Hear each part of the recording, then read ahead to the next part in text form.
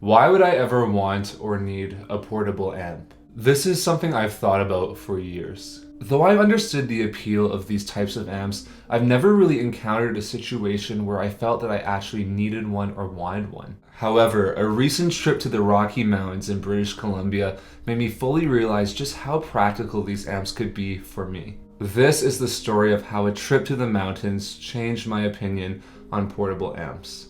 So why have I never owned a portable amp? Well, honestly, I just have never really had a use for one. Typically, wherever I am, I either have a tube amp, a modeler, or access to my plugins. So having a portable amp has just never really made sense to me. This was how I felt until last year. Last year, I stayed at a cabin in the mountains in BC, and it was super nice. The views were great, and it was a really great time, and I felt really inspired up there. But there was something I didn't bring, a guitar, which really sucked because the moment we got there, I really wanted to write music, but I didn't have anything to actually write music with, so I couldn't. I didn't bring my guitar because I truthfully didn't want to bring my tube amp or my modeler or my audio interface and my computer to the cabin. And this was the first situation where I actually thought a portable amp would work well for me. I've honestly thought a lot about this trip over the past year, and I knew if I went back to a cabin, I would do it differently. And thankfully for me, I had a second chance. This summer, I headed back to BC to stay at a cabin,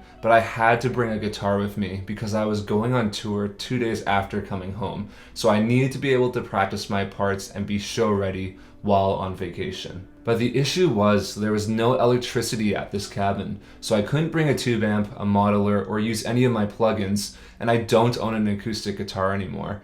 So I realized that this might be the perfect opportunity for me to try out a portable guitar amp and see if it worked for me. When I started thinking about what portable amp to get for this trip, all roads kept leading me to the Positive Grid Spark 2. The first reason was because I was already familiar with Positive Grid. I remember buying Bias, their iPad app, the moment it was announced pretty much, and I used it for years before I got my Kemper, and honestly, I really liked how it sounded. And secondly, my friend Pat, who runs Leprechaun Effects in Edmonton, has sung the praises of the Spark to me for years. He absolutely loves his and has let me try it out, and I really loved how it sounded. So the Spark 2 just felt like a really natural fit for this video. So I reached out to Sweetwater, and they were kind enough to send me the Spark 2 plus the battery pack so that I could use it while at the cabin without electricity. So thank you so much to Sweetwater and Positive Grid for sponsoring this video. The Spark 2 arrived a couple weeks before I drove to BC, so I really had some time to actually learn the unit inside and out. I'm always apprehensive when a pedal or an amp or whatever relies on a phone app to control the sounds, but honestly the Spark app was super easy to use and I was able to dial up sounds super fast. I dialed in 8 different sounds to have all my bases covered while on vacation, but the app does work without cellular and I was able to dial in more while I was actually in the cabin.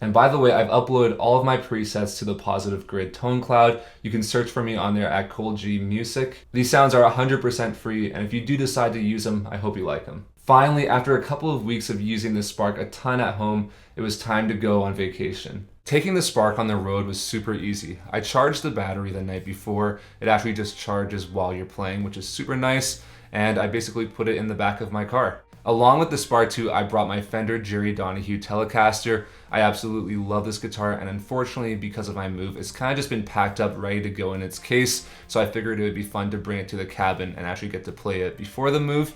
And along with that, I brought my headphones, which turned out to be a very, very, very good thing. The Spark barely took up any space in the car, and before I knew it, we were already on the road. About halfway into our journey to BC, my girlfriend and I decided we wanted to take a break and have lunch in Jasper National Park. We found a very peaceful area where no one else was and decided to have a picnic. After lunch, I had an idea. I wanted to try and play the Spark outside. So I set it up, and honestly, it was an amazing experience.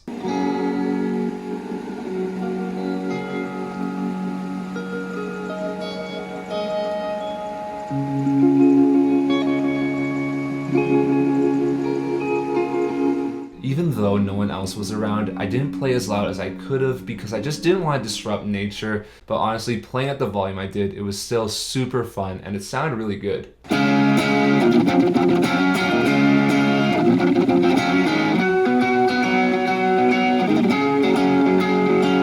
This was my first time ever playing guitar out in nature in a non-concert setting, and honestly, it was both super relaxing and recharging from having driven already 4 hours. After around 10 or 15 minutes, I packed up the guitar and the spark, and we got back on the road. And after 4 hours, we arrived at the cabin, and when we walked through the doors, my heart sank. There was a sign on the door that said, "No amplified music." For a second, I was really bummed, but then I remembered I had packed my headphones. Once I remembered this, I was able to relax knowing that I could still play guitar, albeit at a quieter level. The following 5 days were some of the most relaxing and peaceful days I've had in recent memory. Every day I would play guitar for an hour. I would either play outside overlooking the water, or I'd play inside on the couch looking at the water from inside. It was super peaceful and it was a really amazing experience. I'm very attached to technology. I'm always on my phone or on my computer doing stuff, and I have a hard time relaxing and taking a break from it, especially on vacation. When I went to the cabin, I expected it would take me about a day or two to fully relax, but honestly, it only took me about 2 hours, and I actually caught the moment on video. I was on the deck playing guitar for the first time, and I played Bill Frisell's version of Shenandoah, and it just brought such a peaceful vibe to me and relaxed me so much. And from that moment, I was able to relax for the rest of this trip.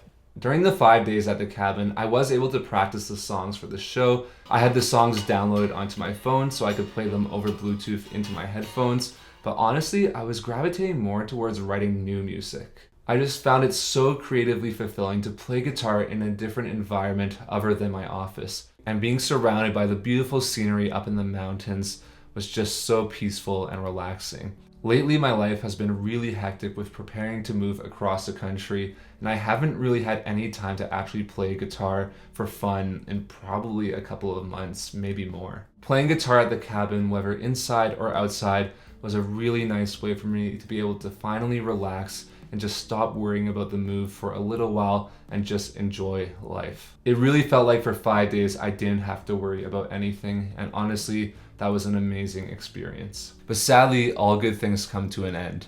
After a wonderful 5 days, it was time for us to pack up and head on home. So we packed up the car, said goodbye to my girlfriend's family, and headed back home. Even though I was bummed leaving such a peaceful place, I just really felt grateful for the experience that I had. So what did I take away from this trip? Well, one, portable amps are really cool and I do get the hype now, but honestly that's not the big thing I want to talk about. The biggest thing for me was how having a change of scenery can inspire so much creativity. You hear stories of artists such as Bon Iver who went to a cabin to record an album, and it almost sounds like a myth. But for me, it wasn't just a cabin that I felt more inspired playing guitar. When I was dialing in sounds for the Spark, I did it in my living room, and honestly, I felt that same creative energy that I felt at the cabin in my living room, just without as good of a view. Not being confined to my office where I typically play guitar and write music in was super inspiring, and I encourage every single one of you to try and play music, write poetry, or do something creative in a different space than you typically do, because honestly the results for you may be amazing. But that's it for me. Thank you so much for watching today's video. If you enjoyed it, please consider liking it and subscribing to the channel and following me on my Instagram page at ColeGMusic. Thanks again for watching. I'm Cole, and I'll see you in the next one.